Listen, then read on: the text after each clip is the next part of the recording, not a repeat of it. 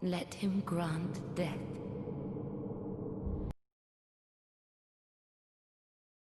What is up, everybody? It's the Sound Alchemist, and today I'm here to talk to you guys about Dark Souls.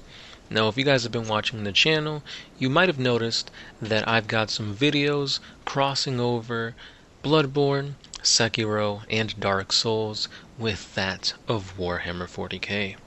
Now, the thing that I love the most about 40k is, of course, the lore. It's so rich, so daunting, and that is exactly the case when it comes to Dark Souls.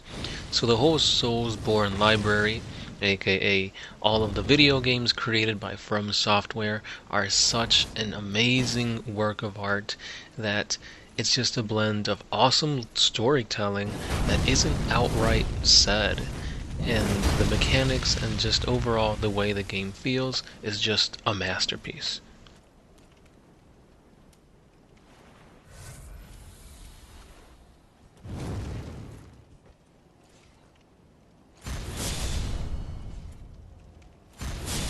So to kind of showcase that, I wanted to show you, first of all, what you're seeing here, which is my custom character for Dark Souls 3. And just like the weapons, the armor, and just how awesome he looks in my opinion. But besides that, I also wanted to showcase my personal top 3 bosses in all of the SoulsBorne series. Now, of course, my likes, my dislikes are going to change from that of you guys, but I do want to showcase some really awesome boss fights that I think you guys would enjoy, and that are my personal favorite. So, let me know your top 3 boss fights in all the SoulsBorne lore and games as we await the arrival of the new Demon Souls for PS5. But with that being said, let's take a look at my personal top 3 bosses in all of the SoulsBorne series.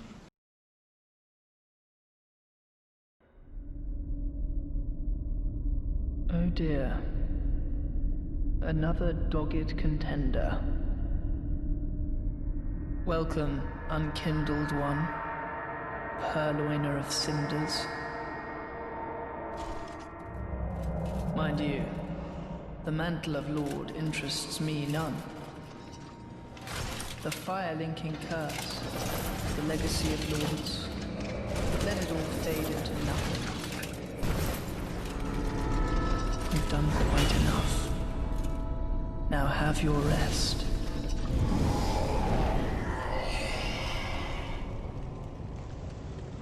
When creating my top 3 list, it was such a hard time to just narrow it down to just 3 fights because there have been a ton of epic boss fights throughout the entirety of the Souls series.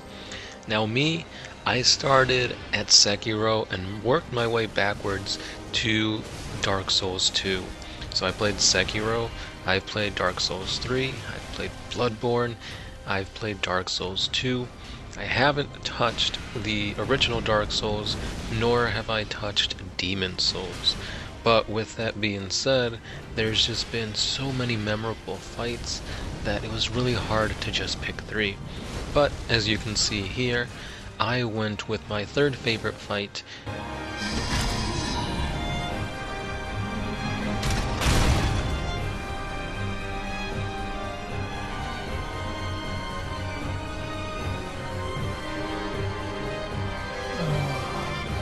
Dear brother, I'm on my way.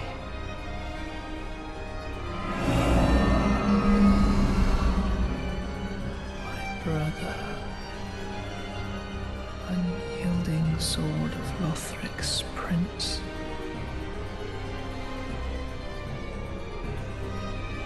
Rise if you would, for that is our curse.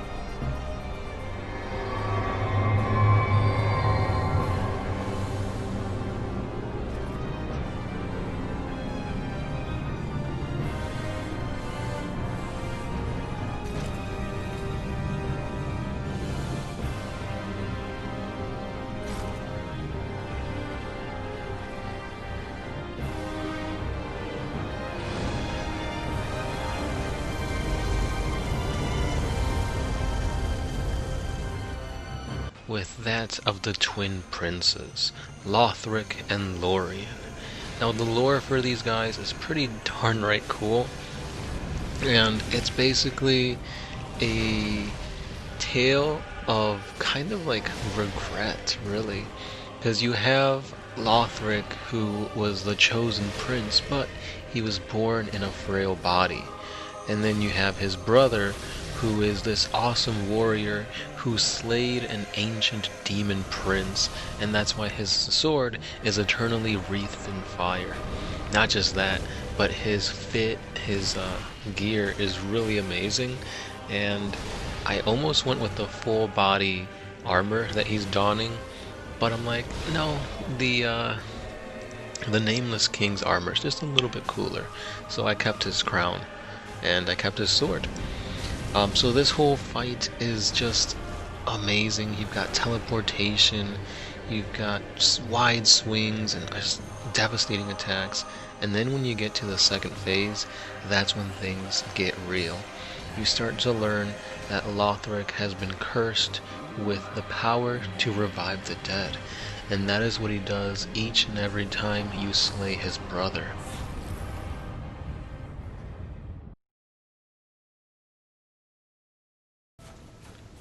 For my second pick, you can see that we've now shifted gears just a little bit.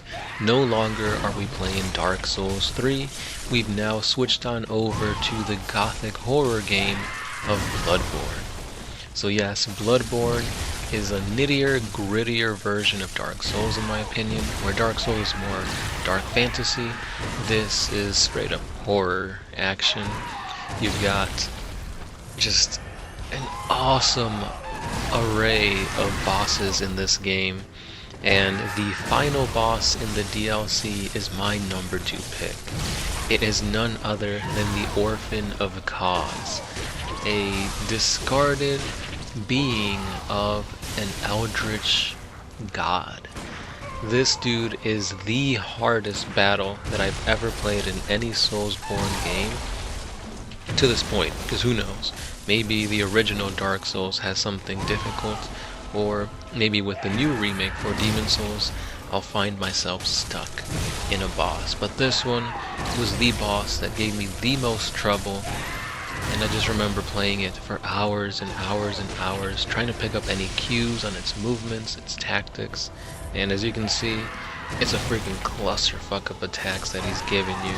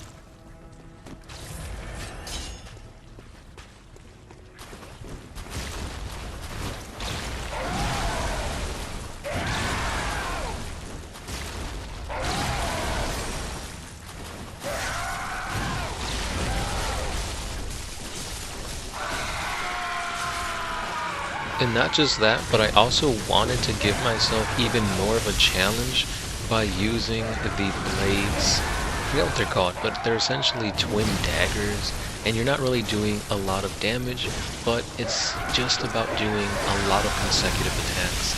So my playstyle was just to go in there, guns blazing, and just have an all-out brawl. He's gonna hit me, but I'm gonna hit him too, and it's just a test of skill. Now, there was no greater feeling than the feeling I felt when I beat the Orphan. It was like I had just finished watching the latest Bridget B film, and everything was at peace. I had beat the game, I'd beaten the Orphan, the quote-unquote hardest boss in all of Bloodborne, and maybe the Soul series, and I did it all by myself. I didn't have to get any buddies to help me. Like in the previous fight, there was 2 of us ganking the boss. But yeah, this just felt so amazing, and that's why it's my number 2 choice.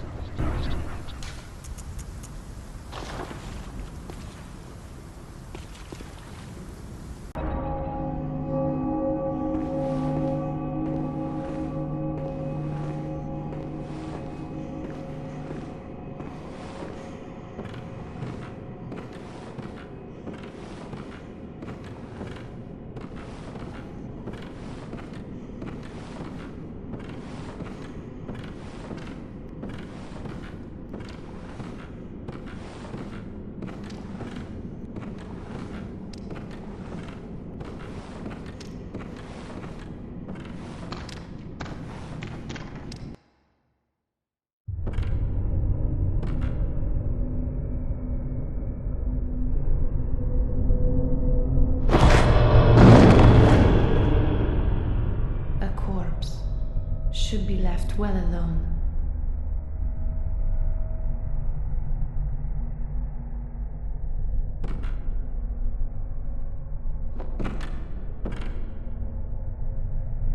Oh, I know very well how the secrets beckon so sweetly. Only an honest man will kill you now. From your wild curiosity. And here comes my number 1 choice, my favorite fight in all of the SoulsBorne series that I've played, and that is none other than Lady Maria of the Astral Clock Tower.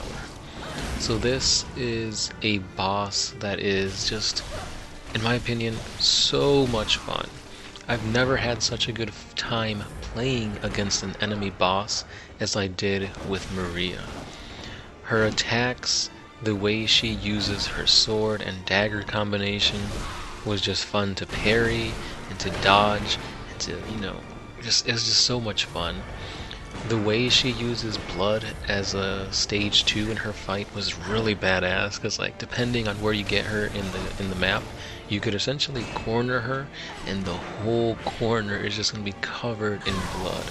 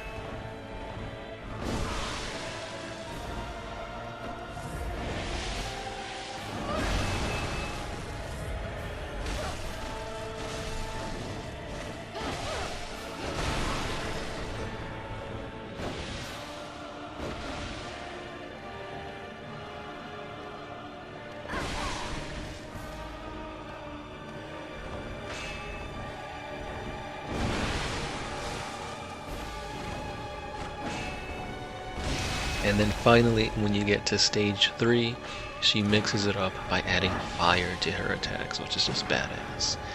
Her model is really great too. She's one of my favorite designs in the SoulsBorne series. Simple, yet effective. And her lore is just great. She fought alongside Gehrman, and now she has essentially given up on life. Which I guess is the theme for 2020. But this fight is just such a blast. This is the only fight that I didn't get pissed at. I didn't want it to end either. And I remember that I would kill myself purposefully so I could continue the fight in my next run through. I didn't want it to end. That's how much I liked. It's really great. I love it, and that's why It's my number one.